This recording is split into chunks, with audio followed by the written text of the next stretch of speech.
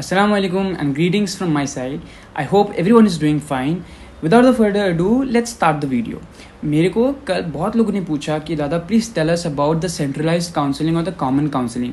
क्या state quota cancel होने वाला है, क्या होगा ऑल इंडिया कोटा के साथ, and all the things which like you were asking. तो I watched some other videos, I went through some articles. काफ़ी चीज़ confusing थे. So what I decided, I directly read the official gazette जो NMC के website में available है. And आज उसी चीज़ को will discuss in very brief. ठीक है, तो first of all you need to know what is a gazette. ठीक है, gazette is an official journal.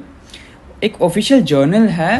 Like what happens is कि कुछ दिन पहले तक ये चीज़ जो NMC ने जो प्रपोजल दिया, that was a draft in the parliament.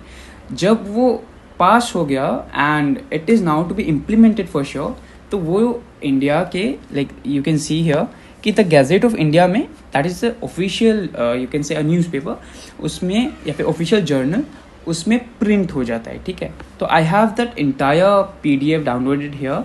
आप चाहो तो you can just pause and you can read that. ठीक है, तो any draft which gets pass in the law enters like is entered as gadget.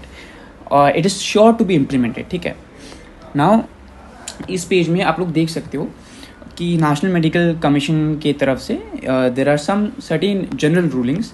तो ठीक है, just take a pause and read. ये मैं जूम करके देता हूँ. Just take a pause and read, go through this. ठीक है, if you want. Then coming to the next page. ठीक है, इधर देखिए अच्छे से लिखा हुआ है all the rulings. Like chapter 3 में it is about admission, counselling and migration के बारे में सारे इन्फॉर्मेशन दिए हुए और सारे चेंजेस दिए हुए which is to happen in coming days. इसको आप लोग रीड कर सकते हो. Which is important is first of all the tie breaking के बारे में we'll see about the tie breaking rules. तो पहले का क्या था, suppose 2 students have secured the same marks.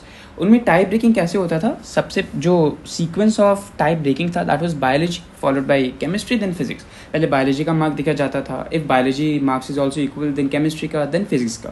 But according to new ruling the sequence is directly उल्टा. पहले फिजिक्स का देखा जाएगा, फिर केमिस्ट्री का एंड लास्ट बायोलॉजी का. ठीक है, उसके बाद एक मेजर चेंज इधर आया है अबाउट द एज एलिजिबिलिटी.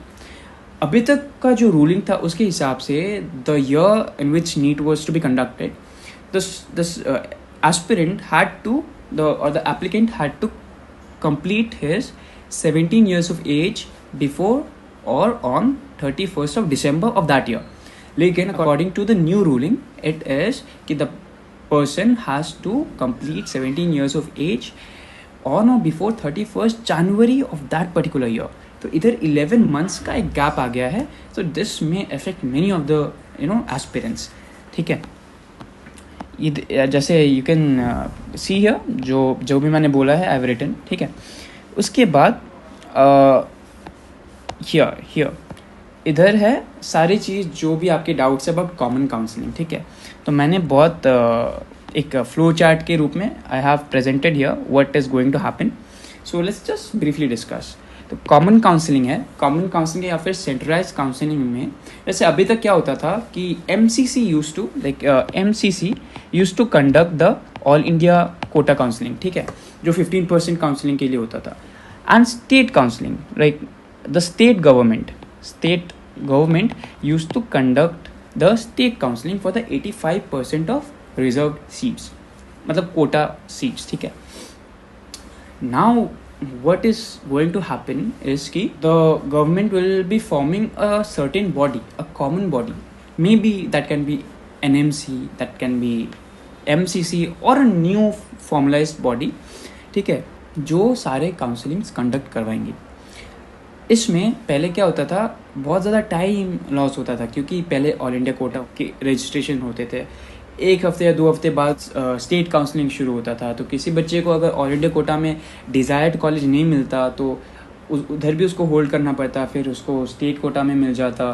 तो फिर सोचिए कि उसको किसी को अगर ऑल इंडिया कोटा में अच्छा कॉलेज मिल गया तो वो स्टेट कोटा के कॉलेज को छोड़ देता था. And this seat use to go to the stray round और द मॉप अप राउंड. तो बहुत लेंदी प्रोसेस हो जाता था, राइट.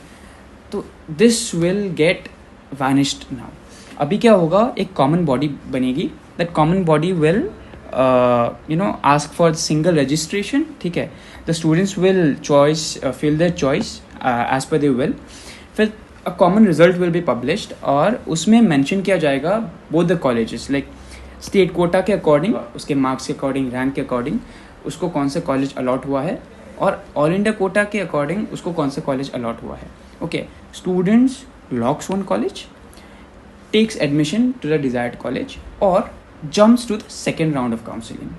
तो ये होगा नॉर्मल प्रोसीजर. इससे क्या होगा, मॉपअप राउंड तक जो इतना लंबा प्रोसेस खींच जाता था, दैट विल बी रिजॉल्व, ठीक है. और many of the eligible candidates will not have to wait up till mop up round. तो उनको like very soon they will get their deserved seats to be more appropriate. तो this is the normal thing which is going to happen. इस साल भी हो सकता है because it is already like printed, लेकिन अभी इस साल होगा तो according to the new rulings result में रिफ्लेक्ट होगा कि like any student, because physics chemistry biology को कंपेयर कर रहोगे, मतलब इस बार like this thing can be implemented this year also और फ्रॉम द नेक्स्ट ईयर. इस साल होने के चांसेस कम हैं क्योंकि लाइक ऑलमोस्ट रिजल्ट लाइक आज 13th है, तो प्रॉब्ली रिजल्ट आने वाला है. और मे बी अगर आपका काउंसलिंग डिले होता है then may be these steps can be followed, ठीक है. And rest I guess thing is clear. और कुछ अगर फिर भी डाउट रह जाता है, comment section is always open, you can always comment, I will respond to everyone. And till then, see you in the next video. Bye bye.